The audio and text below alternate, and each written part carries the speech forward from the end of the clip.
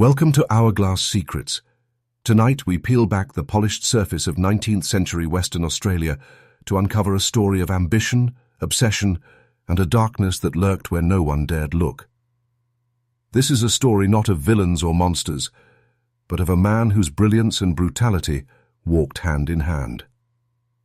Kenneth Brown was born in 1837 in Oxfordshire, England, the eldest son of a prominent family. By the age of 4, he had crossed oceans with his parents to settle in the raw, untamed landscapes of Western Australia.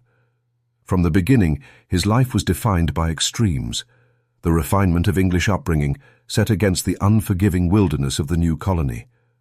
While other children played, Kenneth oversaw the sprawling Glengarry estate, gradually turning it into one of the colony's most successful horse-breeding properties. To the outside world, he appeared disciplined, ambitious, and promising. But appearances can be deadly deceiving. Even in his youth, a restless intensity simmered beneath Kenneth's composed exterior. Between 1852 and 1863, he embarked on perilous expeditions into uncharted deserts and rivers, collecting rare wildlife specimens, hunting and mapping the land. These feats of courage and intellect earned admiration. Yet friends quietly whispered about sudden outbursts of anger, chilling moments of detachment, and an unsettling intensity in his eyes, a glimpse, perhaps, of a darkness only he understood.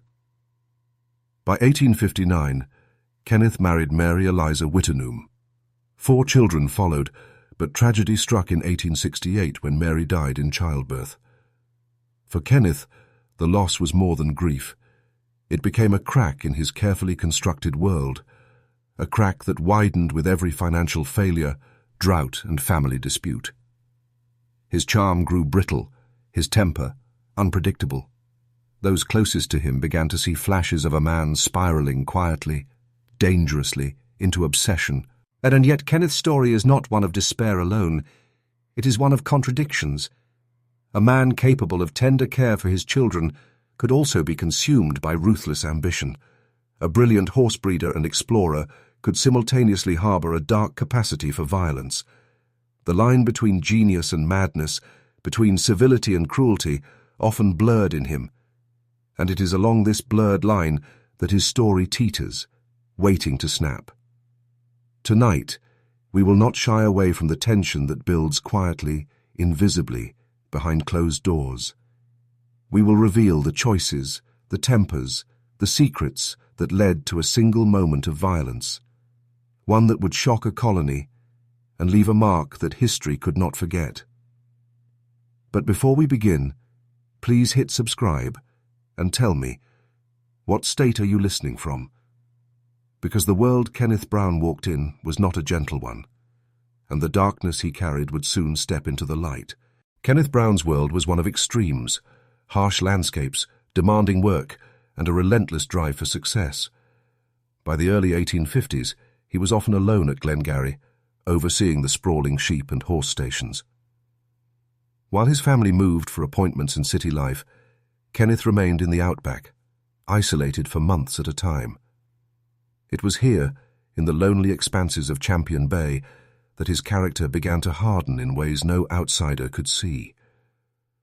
Isolation can sharpen the mind, or fracture it. Kenneth poured himself into managing Glengarry, expanding its reputation for horse breeding and racing. The colony's finest thoroughbreds were nurtured under his care, some destined for cavalry remounts sold to India, others for the prestigious Melbourne Cup. Yet the same hands that crafted beauty and precision in his stables could also be twitchy with temper, prone to sudden, unexplained fury. Staff whispered of a man who spoke gently one moment and lashed out the next, whose brilliant strategies could be accompanied by terrifying rages. Kenneth's restless spirit found an outlet in exploration. Between 1852 and 1863, he ventured into the uncharted Australian interior, mapping rivers, mountains, and deserts. With expeditions led by Major Logue, Robert Austin, and Thomas Burgess, Kenneth explored the Murchison and Glenelg rivers, encountering wildlife few had seen. He collected specimens, including the elusive night parrot, but his obsession with control and perfection shadowed every step. These trips meant to impress the colony's elite and demonstrate his courage, also revealed a darker side. A man captivated by domination, not only of the land, but of those around him. While Kenneth achieved fame among settlers and explorers, the pressures of family, expectation, and grief began to erode his composure. The death of his mother and subsequent tensions with his brothers over Glengarry deepened the cracks in his psyche. Legal disputes over expedition finances, losses from drought and disease, and mounting mortgages turned pride into bitterness. Those closest to him sensed an edge, a constant undercurrent of tension, like a storm gathering in the distance. It was during these years of isolation and struggle that Kenneth's inner life became a battlefield. Ambition wrestled with frustration, charm with cruelty, and public success masked private turbulence. To the outside world, he was a daring explorer and successful breeder. Inside, he carried shadows of rage, obsession, and sorrow. And yet, no one fully understood how fragile this balance had become, or how swiftly it could shatter. By the time Kenneth's first marriage ended in tragedy, and the seeds of his future violence were quietly taking root, the patterns of his life were already set.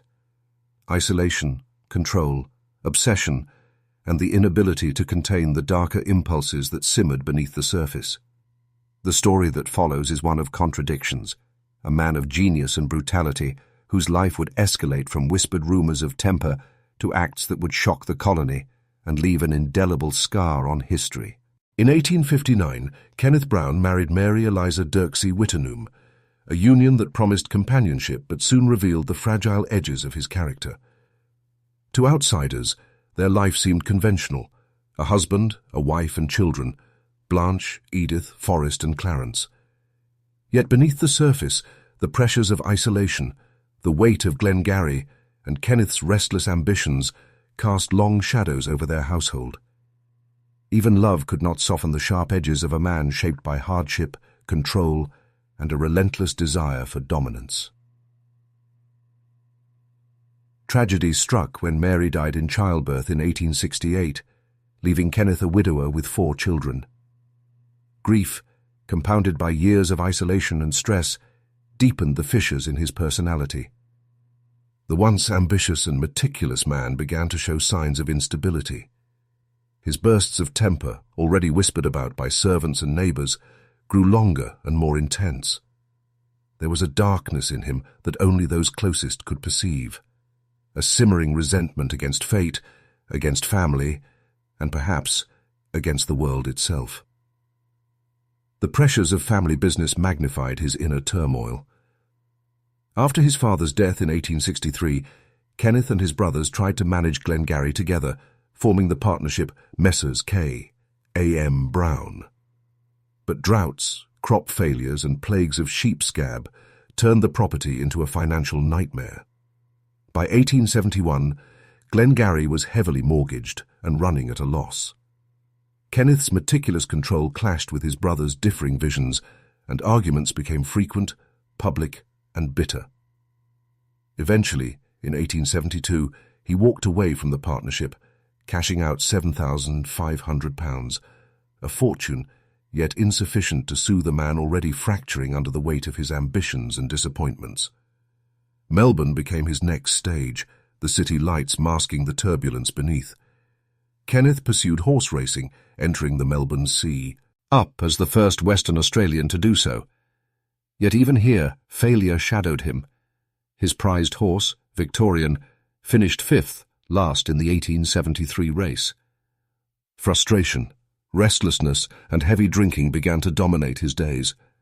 Witnesses later recalled a man unpredictable, sometimes charming, sometimes terrifying, a man whose brilliance could easily tip into volatility.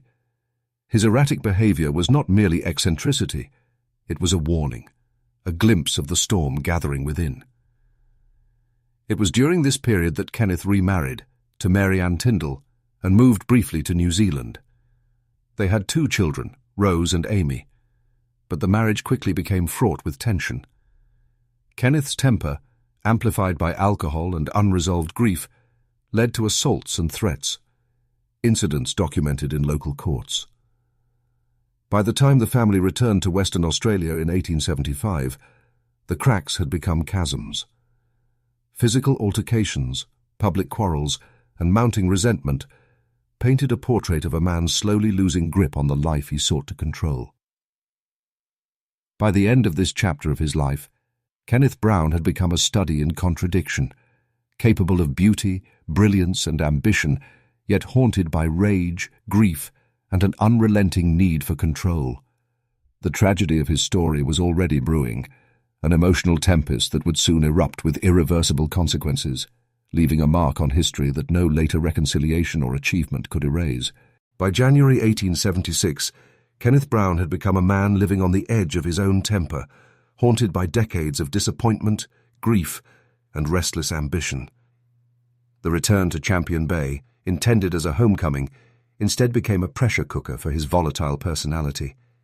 His marriage to Mary Ann Tyndall was already fraying. Their children, Rose and Amy, could sense the tension even in the smallest gestures. Neighbours whispered about quarrels that erupted over trivialities, arguments that seemed to escalate in moments of eerie, almost calculated intensity. Kenneth's charm, which had won him friends in Melbourne and New Zealand, now felt like a mask hiding something darker, a simmering storm ready to break. On Monday, the 3rd of January 1876, the facade of civility shattered. The family was in the midst of packing their home to move to new accommodation, a mundane, routine task that should have been uneventful. Witnesses later recounted the atmosphere in the house, tight, tense, each movement a spark threatening to ignite the underlying fury. Kenneth, already volatile from years of drinking and frustration, erupted in anger.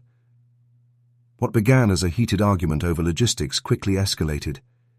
Neighbours later described hearing voices, a struggle, then silence. When Mary Ann attempted to intervene, Kenneth's rage overtook him completely. In a moment of irreversible violence, he shot Mary Ann dead.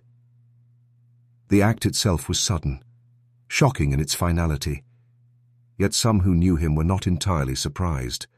The signs had been there for years: threats, assaults, and public displays of aggression. The murder stunned the small community of Champion Bay, leaving the family shattered and the town reeling. Neighbours and authorities struggled to comprehend how a man, who had once been seen as ambitious, talented, and intelligent, could commit such an act. The aftermath revealed both the cold effervescence, and the emotional chaos that defined Kenneth Brown. He made no attempt to flee or explain his actions. There was no confession, no visible remorse, only a chilling calm that unnerved those around him. The psychological complexity of the man became apparent. Grief, failure, isolation, and festering resentment had converged to create a perfect storm of violence. His children, already scarred by instability and loss, now faced a trauma that would linger for decades. This murder was not an impulsive crime of passion alone. It was the culmination of years of tension, of emotional isolation, of a mind worn raw by ambition, disappointment, and inner torment. Kenneth Brown's act sent ripples far beyond the walls of Glengarry. It was a shockwave felt across the colony, a story that would be recounted with disbelief, fascination, and horror. And yet, even in death, his presence lingered, through whispers of escape, through family stories, and in the enduring legacy of his first child, Edith, whose descendants would later chronicle the very life that had led to this violent, unforgettable moment in history. The courtroom in Perth was tense, suffused with the murmurs of a public eager to witness justice for the murder at Glengarry. Kenneth Brown, once a celebrated figure in Western Australian horse racing and exploration, now sat solemnly, the shadow of his own actions weighing heavily upon him. He made no plea, offered no excuse, and allowed his legal team to mount a defence of diminished responsibility. Yet the prosecution, armed with testimony and evidence, painted a chilling portrait of a man consumed by rage, isolation, and repeated antisocial behaviour. This was a man who, despite years of promise, had spiralled into destruction. The trial was far from straightforward. The first two juries were deadlocked, unable to reconcile Kenneth Brown's past accomplishments with the cold-blooded nature of his crime.